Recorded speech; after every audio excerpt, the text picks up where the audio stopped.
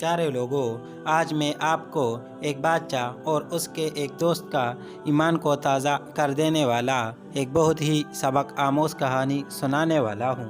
تو ہوتا کچھ یوں ہے، بادشاہ کا ایک بچپن کا دوست تھا جس کے ساتھ وہ کھیل کود کر جوان ہوا تھا۔ بادشاہ اپنے اس دوست کو ہر وقت اپنے ساتھ رکھتا تھا۔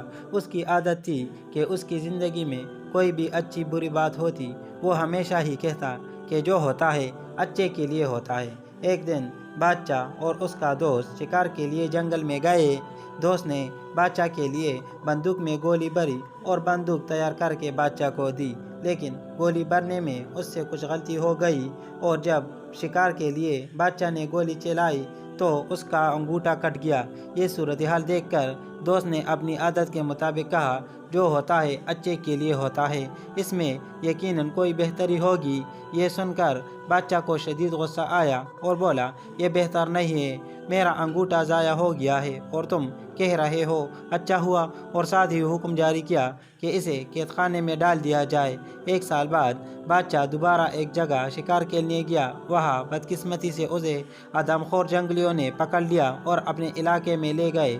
انہوں نے بادشاہ کے ہاتھ باندھ دیے۔ اب آگ جلا کر وہ بادشاہ کو زندہ پکانے ہی والے تھے کہ ان کی نظر بادشاہ کے انگوٹھے پر پڑی تو پتہ چلا کہ بادشاہ ایک انگوٹھے سے معذور ہے۔ وہمی اور توہم پرست قوم ہونے کی وجہ سے وہ کسی نامکمل انسان کو نہیں کہتے تھے، لہٰذا انہوں نے بادشاہ کو رہا کر دیا۔ اس واقعے کے بعد جب بادشاہ اپنے محل میں پہنچا تو اسے خیال آیا کہ کس طرح اس کا انگوٹھا کٹ گیا تھا اور اس نے اپنے دوست کو جیل بھجوا دیا تھا۔ فوراً اس نے اپنے خادم کو حکم دیا کہ اس کے دوست کو باعزت دربار میں پیش کیا جائے۔ جب اس کا دوست آیا تو بادشاہ نے اسے سارا حال سنایا اور کہا کہ میں نے تمہارے ساتھ بہت برا کیا، مجھے ایسا نہیں کرنا چاہیے تھا، مجھے معاف کر دو، تم صحیح تھے، وہ اچھا اور بہتر ہی ہوا تھا کہ میرا انگوٹھا کٹ گیا تھا، آج اس انگوٹھے کے نہ ہونے کی وجہ سے میری جان بچ گئی۔ یہ سن کر بادشاہ کا دوست مسکرایا اور بولا کہ یہ بھی بہتر ہی ہوا تھا کہ آپ نے مجھے جیل بھجوا دیا تھا۔ اپنے دوست کی یہ بات سن کر بادشاہ بہت حیران ہوا اور کہنے لگا کہ یہ اچھا اور بہتر کس طرح تھا؟ تم 1 سال تک جیل میں رہے اور کہہ رہے ہو کہ اچھا ہوا۔